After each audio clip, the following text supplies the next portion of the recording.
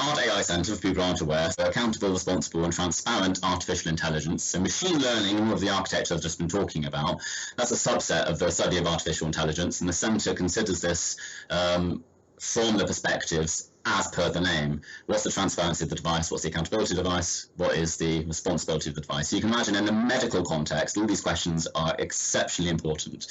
So when you're talking to people about extracting speech from the brain, as I say, circumventing these eye gaze tracking technologies and going straight from brainwaves to device interpretation straight out to synthetic speech, people get concerned about that, rightly so. They think, well, I don't want a device reading my thoughts. What if I think about things I don't want the device to say?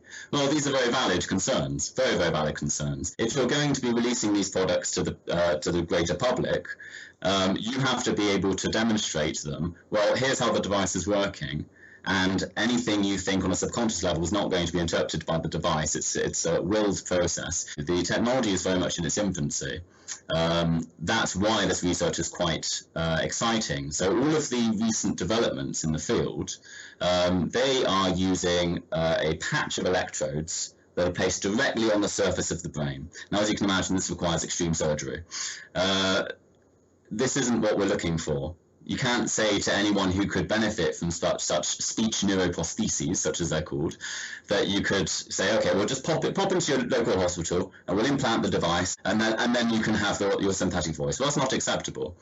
This is the sort of research that we're looking down to see if we can take these devices and put them into a manageable commercial application for people to be able to use in their own home.